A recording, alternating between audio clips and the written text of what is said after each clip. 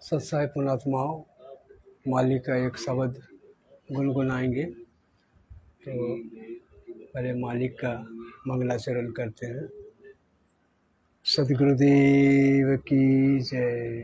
परम पिता परमात्मा पूर्णम ब्रह्म परमेश्वर, सारी सृष्टि के रचनहार, कुल मालिक, असम ब्रह्मांडों के स्वामी, जगत गुरु, तीनों लोकों में प्रवेश करके सबका भरण पोषण करने वाले संत शिरोमणि सदगुरु रामपाल जी परमेश्वर के चरण कमलों में दास का अनंत कोटि दंडवत प्रणाम। गरीब नमो नमो सतपुरुष नमस्कार गुरु की नहीं। सुर नर मुनि जम साधवा संतो सर्वस दीने ही। सदगुरु साहिब संत दंडो तुम प्रणाम। आगे पीछे मत हुए तीन कुंजा कुर्बाने। नराकार निर्विषणम कालजाल भयभंजनम। निर्लेपम निजगुणम अकल अनुबेशु नदुनम। सोहम सुरति समापतम सकल सामना निरतन। उज्ज्वल हिरंबर हरदमं बेपरवाह वार पार नहीं मध्यतम।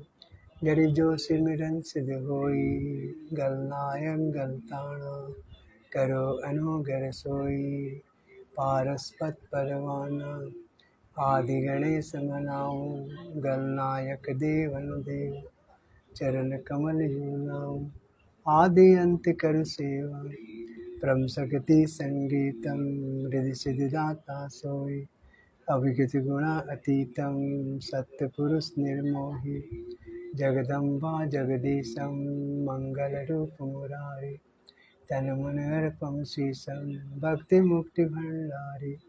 सुर नर मुनि जम ध्यावे ब्रह्मा विष्णु महेशा। से सहस मुगावे पूजे आदि गणेशा। इंद्र कुबेर सरीखा वरुण धर्म राध्यावे। सुमरत जीवन जी का मन इच्छा फल पावे।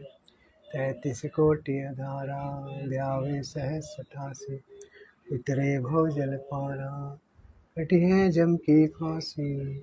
33 कोटि अधारा ध्यावे सहस 88। उतरे भव जल पारा कटिहे जम की फांसी। बंदी छोड़ सदगुरु रामपाल जी भगवान की जय हो। बंदी छोड़ सदगुरु रामपाल जी भगवान की जय हो। बंदी छोड़ सदगुरु रामपाल जी भगवान की जय हो। आजा बंदे शरण राम की फिर पाछे पछतावेगा तू। आजा बंदे शरण राम की फिर पाछे पछतावेगा। बालू की भीत पवन का खंबा कब लग खैर मनावेगा। बालू की भीत पवन का खंबा कब तक ले खैर बनावेगा। आजम तेरे घटने घेरे तू राम कहण ना पावेगा। आजम तेरे घटने घेरे तू राम कहण ना पावेगा। आजा बंदे शरण राम की फिर पाछे पछतावेगा। आजा बंदे शरण राम की फिर पाछे पछतावेगा। काल बलि तेरे सिर पर बैठा भुजा पकड़ ले जावेगा। काल बलि तेरा सिर पे बैठा भुजा पकड़ ले जावेगा। मात पिता तेरा कुटुंब कबीला सारा ही खड़ा लखावेगा। मात पिता तेरा कुटुंब कबीला सारा ही खड़ा लखावेगा। आजा बंदे शरण राम की फिर पाछे पछतावेगा।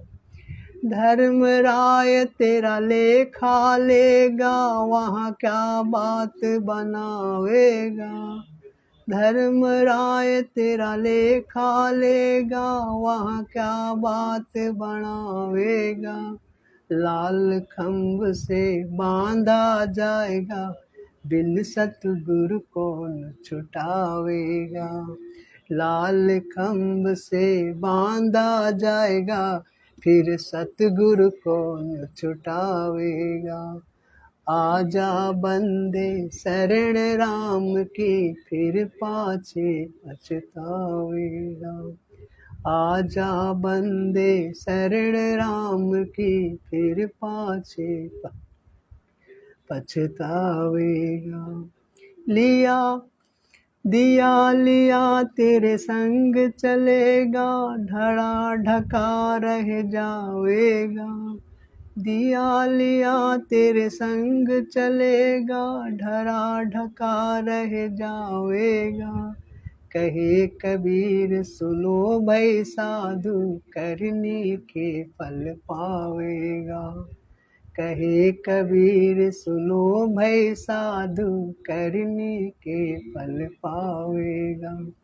आजा बंदे शरण राम की, फिर पाछे पछतावेगा। दिया लिया तेरे संग चलेगा, धरा ढका रह जावेगा। दिया लिया तेरे संग चलेगा, ढड़ा ढका रह जावेगा। कहे कबीर सुनो भाई साधु, करनी के फल पावेगा। कहे कबीर सुनो भाई साधु, करनी के फल पावेगा।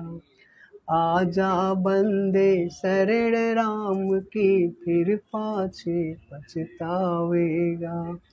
आजा बंदे शरण राम की, फिर पाछे पछतावेगा। बंदी छोड़ सद्गुरु रामपाल जी भगवान की जय हो। बंदी छोड़ सद्गुरु रामपाल जी भगवान की जय हो। बंदी छोड़ सद्गुरु रामपाल जी भगवान की जय हो। पुणात्माओं, परमात्मा ने यहाँ क्या बताया? आजा बंदे शरण राम की, फिर पाछे पछतावेगा। परमात्मा आज धरती में प्रकट है, संत रामपाल जी के रूप में, एक सदगुरु के रूप में, एक संत के रूप में, एक अपने आप को दास भी बताता है मालिक। तो परमात्मा ने कह रहा है कि बच्चों आ जाओ शरण में, न तो फिर गधा सुअर बनकर पछताओगे। तो हमको ये चेतावनी दे रहे हैं इंसान को कि तुम जब तक भक्ति में तुम परमात्मा के शरण में नहीं आओगे, तब तक तुम्हारा खैर नहीं है। मैंने यहाँ तुम, ये झूठा लोक है, यहाँ झूठा भगवान है, यहाँ तुम्हें मूर्ख बनाया जा रहा है, यहाँ तुम्हें फंसाया जा रहा है। अभी आज तुम परमात्मा को पहचानो कि आखिर में वो परमात्मा कौन है। तुम नाम दीक्षा लेकर भी तुम मुझे नहीं पहचान पा रहे हो, तो ये तुम्हारा दुर्भाग्य है। कम से कम देख लो साथ संगत से जुड़े हुए भाई बहन जो परमात्मा को पहचान के, जो मालिक को घर में दरबार लगा के मालिक को 2 टाइम भोग लगा रहे हैं, उनको देख को तो कम से कम तुम सीखो। ये परमात्मा सतलोक आश्रम से जुड़े हुए भाई बहनों को इशारा से समझा रहे हैं, लेकिन जो नहीं समझने वाले हैं क्या करेंगे मालिक उसको। तो परमात्मा वही कह रहे हैं कि तुम मेरे शरण में आकर भी तुम मेरे शरण में नहीं के बराबर हो। तो फिर परमात्मा बोले ये बालू की रेत, बालू की भीत पवन का खंबा। ये बालू का, जिस प्रकार बालू का हम एक दीवार बना लें, जैसा ईंट का दीवार बनाते हैं, मट्टी का दीवार बनाते हैं, अगर हम बालू का दीवार बनाएं तो कितना स्थिर होगा, वो कितना लास्टिंग करेगा। अरे कोई कुत्ता आएगा, वो पैर से मार देगा, वो धड़ाम से गिर जाएगा। थोड़ा सा हवा आया, वो दीवार गिर गया। पानी आया तो नामो निशाने मिट गया। तो ये परमात्मा ने कहा कि ये जो हमको ये 5 तत्व का शरीर मिला है, ये इसका कोई स्थिर नहीं है। ये कब धस जाए, ये जैसा बालू धस रहा है उसी तरह ये कब धस जाए इसका कोई ठिकाना नहीं है। और हम इस शरीर को लेके हम अपने आप को फूला नहीं समा रहे हैं, हमारे को भगवान को भूल गए हम।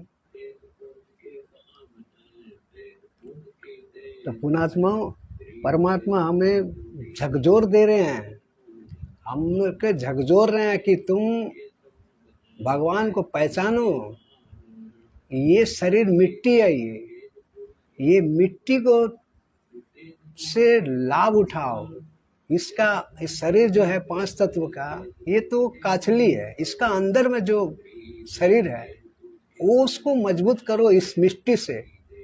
यानी कि ये शरीर से भक्ति करो और वो अंदर वाला भगवान उसको मजबूत करो, तो ये तुमको फायदा देगा।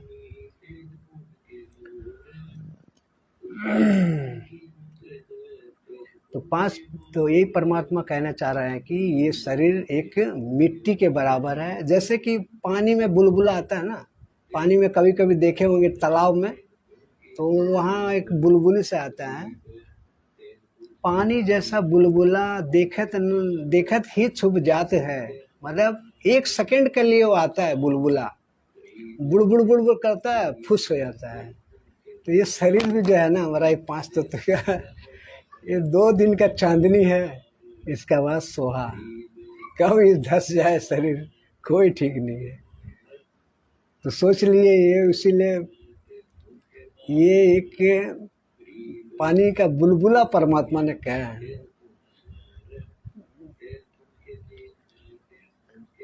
अब जैसा हम भक्ति नहीं कर रहे हैं, अब इस शरीर से हमको, ये माटी का शरीर है, अब ये माटी का सोच लिए खेत जो किसान हो है, एक माटी से वो अनाज को उपजा लेता है। अब उस अनाज को घर में ढेर कर लेता है, फिर उसको बेचता है, फिर अपना लड़की का शादी करता है, लड़का का शादी करता है, गहना खरीदता है, घर बनाता है। मैंने उस खेती से वो कितना तरक्की किया। अगर वो अगले साल अगर खेती नहीं किया तो क्या होगा? अगर वो खेती अगर 1 साल के बाद अगले साल भी अगर उसको फिर से खेती करना होगा, नहीं तो क्या खाएगा? मानते हो इस साल का अनाज उसका बहुत हो गया और वो 2 साल बैठ के खा लिया, 3 साल खा लिया, इसका बाद क्या खाएगा? फिर उसको मैंने उसको प्रोसेस को अपनाना होगा, यानी कि उसको फिर से खेती करना होगा, तभी जाके वो उसका घर चलेगा, नहीं तो उसका बच्चा भूखा मरेगा, चोरी करेगा, भीख मांगेगा। तो आज ये शरीर मिला है, इस शरीर इससे हमको यही लाभ उठाना है कि हमको इस पे भक्ति करना है। इससे परमात्मा ने बहुत तरीका से हमें समझाने का कोशिश करते हैं कि किसी तरह ये मान जाए।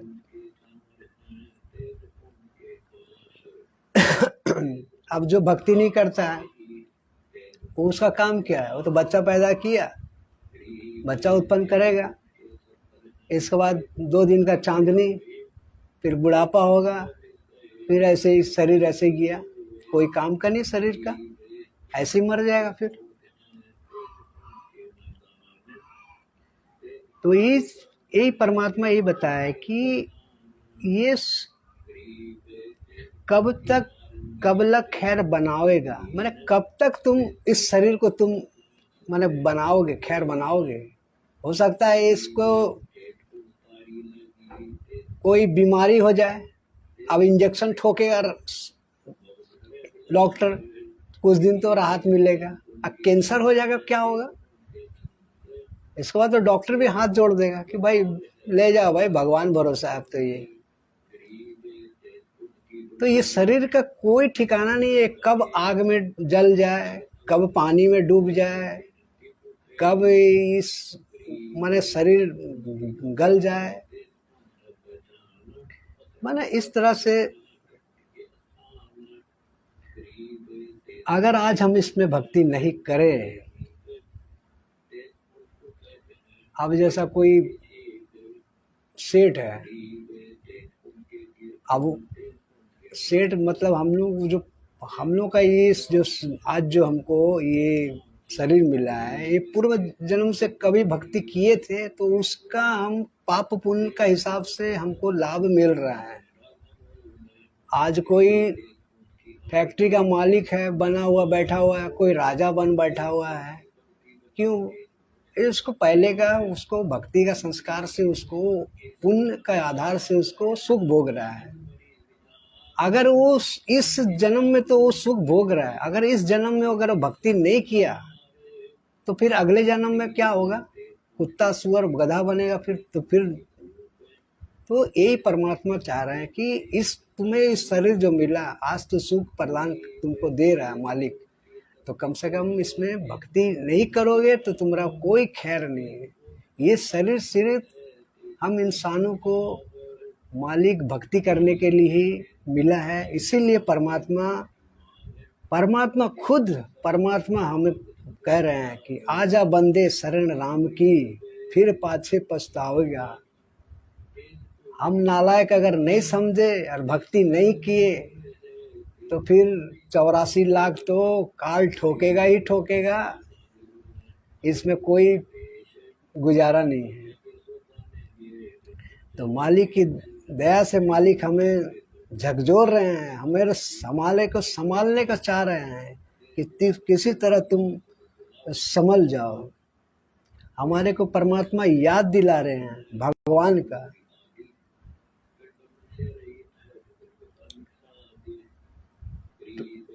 लेकिन हम भगवान को, सच्चा भगवान को हम भूल गए हैं और हम यहीं पर नकली को पकड़े हुए हैं, और वो हमारे को कितना दिन तक सुखी देगा? वो ये तो हमारा शत्रु है, ये कहाँ से सुखी देगा ये?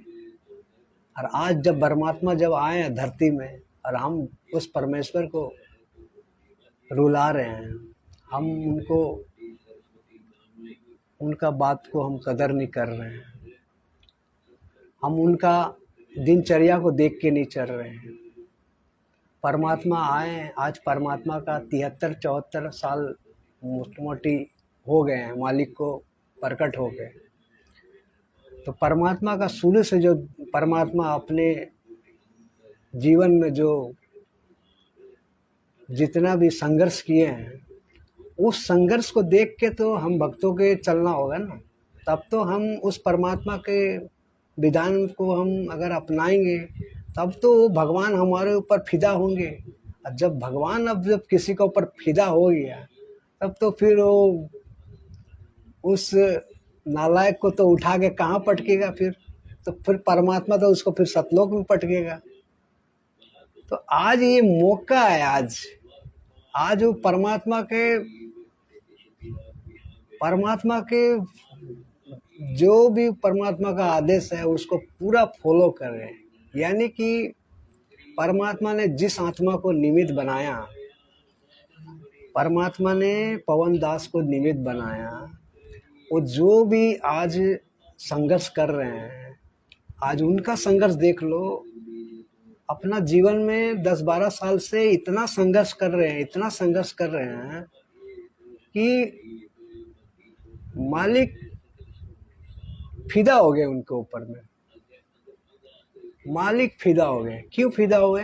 तब तो उनको इतना बड़ा काम पकड़ाया मालिक, लाखों भक्तों का उसका कैप्टन बना दिया उनको कि भाई तुम इसका बागडोर संभालो, तेरा हाथ में पकड़ो, तुम इसको मेरा गैर हाजिरी में तुम अब संभालो। इसीलिए तो पवन दास बोलते हैं ना, हम अगर हम नहीं भक्तों को संभाले, अपना भाई बहन को नहीं संभाले तो हम परमात्मा आएंगे तो हम क्या मुंह दिखाएंगे उनको? आज जैसा हम भक्ति नहीं करेंगे तो हम उस धर्म राय का पास में हम क्या मुंह दिखाएंगे? हम अब कुछ भक्ति नहीं रहेगा तो शर्मिंदा से ऐसा सर झुकाना पड़ेगा ना, शर्मिंदा से हम सर झुका लेंगे। अरे हम ठाठ से जाएंगे मालिक का जहाज में बैठ के अगर भक्ति करेंगे तो वो भी क्या यथार्थ भक्ति करेंगे तो जो सात संगति से जुड़े हुए भाई बहन जो भक्ति कर रहा है, तो सतलोक आश्रम से जुड़े हुए भाई बहनों, ये तुम मत समझ लेना कि ये सात संगति ये परमात्मा का चलाया हुआ है। ये पवन दास को माध्यम से परमात्मा ने चला रहे हैं। ये हमारे जितने भी इस पिछली पीढ़ी में हम सब भगत भाई हैं, ये मालिक का खैर मनाओ कि पवन भाई के माध्यम से हमें आज जो मिल रहा है, जो सुख मिल रहा है, भक्ति का जो आनंद उठा रहे हैं। अरे हमने तो सत्संग को समझ ही नहीं पाया था, भगवान को पहचाने नहीं पाया था, लेकिन उस भगवान को पहचान दिलवाया। आज मेरा आत्मा को गदगद किया। कौन किया? सत्संग एक परमात्मा का शब्द बनाया और उस शब्द को सुना सुना के आत्मा को गदगद किया, उस आत्मा से परमात्मा से मिलान किया। और उसी भाई को आज नहीं पहचान रहा है। कितना बड़ा दुर्भाग्य हो हम लोग सतलोक आश्रम से जुड़े भाई बहनों, कितना बड़ा दुर्भाग्य हो आप लोगों को। आज सत्सेवक भाई बहन एकदम निकट में है, सतलोक का एकदम निकट में है, मतलब एक कदम सतलोक है। माने ऐसा उनका भक्ति तो जैसा भी चल रहा चाहे नहीं चल रहा, लेकिन नियम में है, मर्यादा में है। भक्ति तो परमात्मा करवाएंगे जब आएंगे तो। अभी भक्ति कौन कर रहा ढंग से? अभी तो वहाँ मेरा खुद अपना परिवार में 5 परिवार हैं, हम अकेले भक्ति में लगे हैं। और 5 वाला वो कभी वो खिंचातानी करते रहता है, वो अपना लड़का अपना उधर करते रहता है। तो ये तो संघर्ष हो रहा है। अभी भक्ति कहाँ कर रहा है? यहाँ हम आरती कर रहा है, वहाँ गाना बज रहा है, वहाँ टीवी बज रहा है। तो ये परमात्मा ने बताया कि भाई तुम देखो, ये जो है ना, ये तुम सोच लो कि अभी तुम कौवा का घोंसला में ही तुम हो, लेकिन तुम्हें वो कुछ नहीं करेगा। काल मतलब कौवा, कोयल का बच्चा वहाँ पर है एक ठो, लेकिन उसे तुम्हें कुछ नहीं होगा। तुम्हारा जब पंखी जब बड़ा हो जाएगा ना, तब तुम वहाँ से फुर उड़ के तुमको बजाऊंगा मैं सीटी, तुम मेरा आवाज़ सुन लेना। इसका बाद में यहाँ से तुम जब तुम्हारा पंख जब बड़ा हो जाएगा तो तुमको सीधा लेके, इसके बाद तेरा परिवार वाला भी देखते रह जाएगा। भाई आज हम भी अगर भक्ति करते तो हम भी अपना बाप का साथ में सतलोक जाते। अब देखो मेरा बाप कितना मौज से जा रहा है। बाप मतलब क्या? परिवार ऐसे हिसाब से हम बात बोल रहे हैं। हम लोग का तो सबका भाई बहन का रिश्ता है, लेकिन समझाने का तौर में बोलना पड़ता है, क्योंकि हम तो अपना जो कलयुगी मेरा बच्चा है उसको भी अब हम भगते बोलते हैं। हम बोल दिए कि भाई मेरे को तो बाप बोलना ही मत, इसलिए कि यहाँ बाप तो एक है, सबका बाप एक है। वो बाप है संतराम पाल जी भगवान, और दूसरा कोई बाप नहीं है यहाँ। लेकिन यहाँ बाप हम किसको बना लिए? यहाँ काल को हम बाप बना लिए। यही मेरा बाप है, यही है, यही है, यही। उसको पकड़ के हम नाच रहे हैं, उसको पकड़ के टांग में झूल रहे हैं। जैसे सतलोक आश्रम वाला उसका टांग को पकड़ लिया है, बस हे बाप, हे बाप, हे बाप। अब वो बाप ऐसा लात मारेगा, ऐसा लात मारेगा कि सीधा 84 लाख में ठोकेगा उसको। लेकिन ये चीज़ को समझ नहीं रहा है। इस चीज़ को समझेगा कब? बस ज़्यादा समय नहीं है, 1-2 वर्ष में ही उसको समझ में आ जाएगा। क्योंकि परमात्मा ने बोल रखा है सबसे पहला बम फूटेगा कहाँ? सतलोक आश्रम में। सबसे पहला विनाशकारी वहीं से शुरू होगा, जहाँ पर मेरा अड्डा को इन लोगों ने बर्बाद कर दिया। जहाँ पर हम भक्ति शुरुआत किया था, उस भक्ति का जगह में ये सारा कुकर्म करवा दिया। तो वो कुकर्म को जगह को परमात्मा रखेगा क्या? अरे उसको पहला उखाड़ फेंकेगा। जितना भी यहाँ पर आज देख लिए, अभी वीडियो सब आ रहा है, कोई माँ का मंदिर, दुर्गा मंदिर जल गया। अरे वो दुर्गा मंदिर तो जलेगा ही, कुछ दिन में ये बद्रीनाथ वाला ये जलेगा, केदारनाथ जलेगा, बहुत सारा मंदिर जलेगा। ये जितना मंदिर स्थान वाला, अरे भगवान जब आ गया तो ये नकली भगवान को परमात्मा रखेगा क्या? ये नकली भगवान को तो सबको माचिस मार मार के उड़ाएगा, मार मार के उड़ाएगा, बुड़ुम बुड़ुम बुड़ुम बुड़ुम करके फूटेगा ये। तब तो ये भगवान को समझेगा कि भगवान कौन है धरती में। भगवान एक है, संत रामपाल जी भगवान है, और दूसरा कोई भगवान नहीं है यहाँ। यहाँ सब हमको फंसाने के लिए जोड़ जुगाड़ ये लगाया हुआ है यहाँ का भगवान। लेकिन इस चीज को समझेगा कौन? यहाँ तो समझाने से भी नहीं समझता है, लेकिन जब तक पैर में अपना ठोकर नहीं खाता है ना, तब तक समझते ही नहीं है। जैसे सतलोक आश्रम वाला को भी जो जो भाई ठोकर खाया है वो आके साथ संगति से जुड़ गया है, लेकिन जो ठोकर नहीं खा रहा है अभी भी वही पड़ा हुआ है। हाँ, यही भगवान है, यही है, दाढ़ी मूछ वाला है, यही मेरा इष्ट देव है। ये संत रामपाल जी तो एक छोटा सा संत है, ये तो गुरु जी है। अरे जब गुरु जी जब बोल दिया तुमको त्रिकुटी में मैं हूँ, तुमको मिलूंगा, गुरु के रूप में ही तुमसे मैं मिलूंगा, और तुम यहाँ पर प्रैक्टिस कर लो कि गुरु को भगवान मान लो। भले भगवान हम नहीं है, लेकिन तुमको भगवान मानना पड़ेगा, तभी तुम्हारा मोक्ष होगा। लेकिन ये लोग कहाँ मान रहा है? अरे परमात्मा ने कहा है कि जब तुम दंडवत प्रणाम करते हो तो मेरा नाम, तुझे जो भी मंत्र मिला वो मंत्र तुम जाप करो। इसका बाद में आँख खोलो, इसके बाद देखो कि कोई काल तो कहीं दाढ़ी मूछ वाला तो तुम्हारा सामने नहीं खड़ा है, तो दाढ़ी मूछ वाला को खड़ा क्यों कह रहा है? अरे दाढ़ी मूछ वाला कौन है? जिस तुमको आज तुम लोग जिसको इष्ट देव मान रहा है, जो भगवान मान रहा है, अरे इस सदगुरु जी उसको बोल रहा है कि वो काल है बोल के। अब इतना भी समझ में दिमाग में नहीं घुस रहा है। यानी कि ये सतलोक आश्रम से जुड़े हुए जो कोऑर्डिनेटर है और गुरु जी का जो कलयुगी परिवार है, ये ऐसा ब्रेन वॉश किया, ऐसा ब्रेन वॉश किया भक्तों का कि इसका दिमाग में थोड़ा सा भी नहीं असर हो रहा है, थोड़ा सा भी असर नहीं हो रहा है। अरे मालिक का तो शुक्रगुजार करो कि सत्सेवक भाई बहन जो साथ संगत से जुड़ गया है, ये मोक्षदायक है मालिक का ही। इसको मोक्ष मिलना है, एकदम पूर्ण मोक्ष मिलेगा इससे। इस पिछली पीढ़ी में दुनिया को दिखाएगा भगवान कि देख लो मेरा सत्सेवक बच्चा है। अरे चाहे तो हजारों की संख्या में परमात्मा सबको एक साथ ले जाए, लाखों को ले जाए, जो मर्यादा में रहेगा उसको परमात्मा दुनिया को दिखा के ले जाएगा, सशरीर ले जाएगा। परमात्मा जब अपनी वचन में जब बोल दिया तो इस वचन को कोई काट नहीं सकता, क्योंकि ये स्वयं परमात्मा है। और अगर जो सच्चा सेवक है, सच्चा सेवक है, सत्सेवक है, जो साथ संग से जुड़ा हुआ है, कोई टेंशन नहीं है उसको।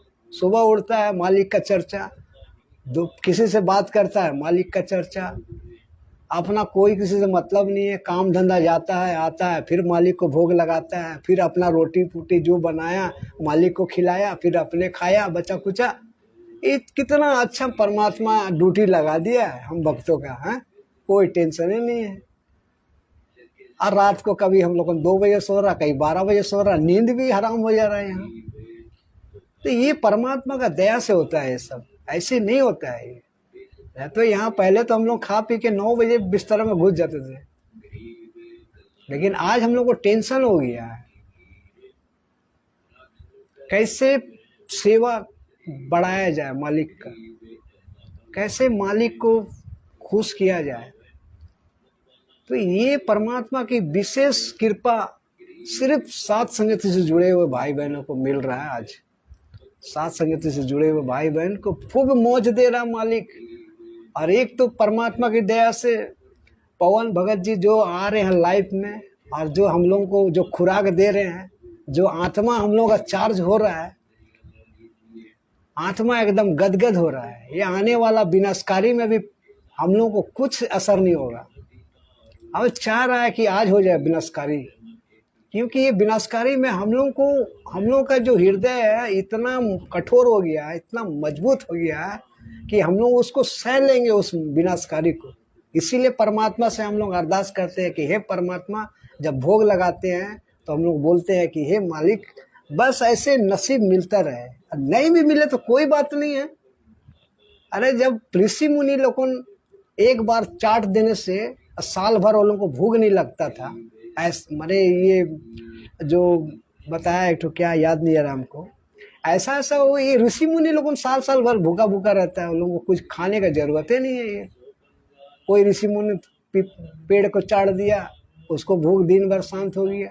तो ये परमात्मा हम लोगों के लिए क्या नहीं कर सकता है, बस सिर्फ भगत का वो आस्था देखता है कि मेरा ऊपर कितना ये अभी परसेंट लगाया हुआ है।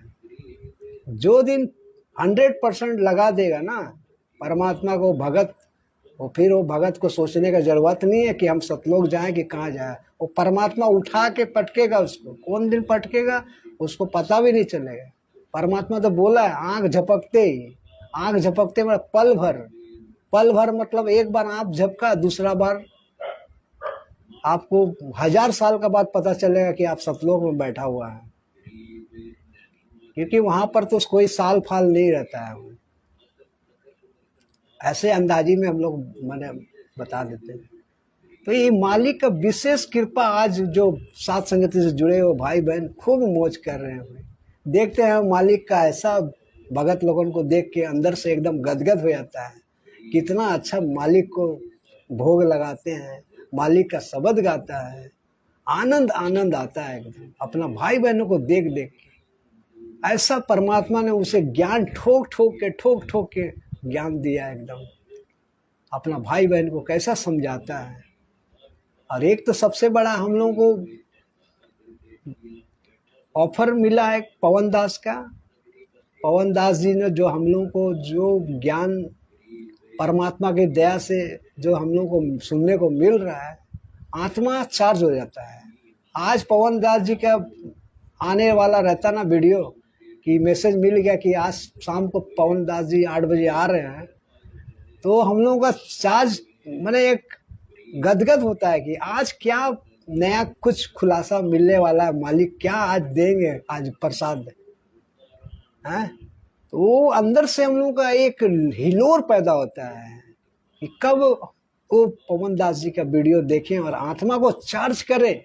क्योंकि ये चार्ज ये परमात्मा ने बोला ना कि जेक क्या करता है। अब जैसा कि कोई कहीं फंस गया है, अब गाड़ी समझो पंचर हो गया, तो उसको चक्का को खोलना पड़ेगा ना, फिर चक्का दूसरा लगाना होगा। तो इसी तरह हम लोग जाम हो जाते हैं, तो हम लोग को फ्री करने के लिए मालिक सत्संग भेजते हैं हम लोगों को, यानी कि पवन दास जी को माध्यम बना के हम लोगों को चार्ज करते हैं। और चार्ज करते हैं तो फिर हम लोगों का फिर गदगद हो जाते हैं, फिर और रुचि बढ़ता है मालिक का में। तो इसी प्रकार मालिक ने बहुत ही जबरदस्त हम लोगों को चार्ज कर रहे हैं, सिर्फ सतलोक का अधिकारी बनाने के लिए और कुछ नहीं। मालिक का एक ही मकसद है कि मेरे को मेरा शरण में 100% लग जाए,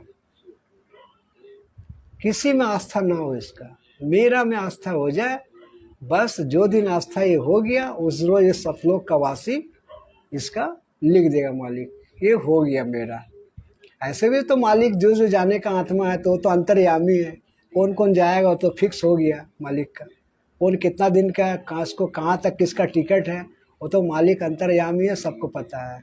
आज हम बड़बड़ा रहे हैं, आज हम खूब अच्छा बोल रहे हैं, हो सकता कल मेरा पंचर हो जाए, ये कोई ठीक नहीं है। काल हमारा पैर में टांगी लेके बैठा हुआ है, ये खींचेगा, ये किसका मर्यादा कब टूट जाएगा कोई नहीं बोल सकता है। क्योंकि ये काल भगवान मर्यादा तोड़ने के लिए अपना एजेंट गली गली में एजेंट छोड़ रखा है इसने, तो हमें उस समझना होगा। तो इसीलिए मालिक पवन भगत जी का माध्यम से हमें चार्ज करते रहते हैं कि भाई तुमको किसी का सुनना नहीं है, तुम्हें सिर्फ सुनना है तो अपना मालिक का सुनना है और किसी का नहीं। जो मालिक का सुनेगा तो फिर उसको काल कहाँ से झपट्टा मारेगा। वो तो अपना भगत से 100 किलोमीटर दूर भागता है। तो देखता है भाई संतराम पाल जी का भगत आ रहा है, वो सीधा दौड़ मारता है एकदम। जानता है अब कोई राजा का लड़का को कोई छेड़ सकता है क्या। जानता है राजा उठा के इसको काटेगा, इसको सूली चढ़ा देगा। तो ये सोच लिए कि हम उस राजा का पुत्र बन गए। अब हमको काल भी जो है ना, काल भी हमारा पीछे पीछे, हमको नहीं चलेगा मेरा। और डरता है उसके, इतना उसको डर है उसको मन में। अब मालिक देख लो, आज संतराम पाल जी भगवान आज बैठा हुआ जेल में। अब कौन बोलेगा वो भगवान है। काल को खुद नहीं पता वो कौन बैठा हुआ है। काल भी सोचता होगा कोई होगा कोई। इसलिए कि परमात्मा अपना जो निभाता है ना रोल, एकदम पक्का निभाता है। उसको कोई काल जैसा को परमात्मा मूर्ख बना के यहाँ धरती में आ जाता है। काल इतना सियाना है, जिसका हजार हजार हाथ है, जिसका हजार हजार पैर है, हजार कान है, हजार नाक है, उस इंसान को परमात्मा मूर्ख बना के पृथ्वी लोक में आता है, क्योंकि उसका चाबी मालिक का पास में है। लेकिन मालिक की दया है हम सत्सेवक के ऊपर में, जो कि वो परमात्मा अब जो है, परमात्मा का पावर हम पर, सत्सेवक परमात्मा पावर डाल रहा है हमको। जब हम भक्ति में ढंग से नहीं लगे थे तो काल हमको प्रेशर देता था, हवा वो डालता था। लेकिन अब जो है, अब मालिक डाल रहा है। अब जब मालिक जब पावर सप्लाई करेगा तो फिर उसका सामने कौन टिकेगा भाई। तो इतना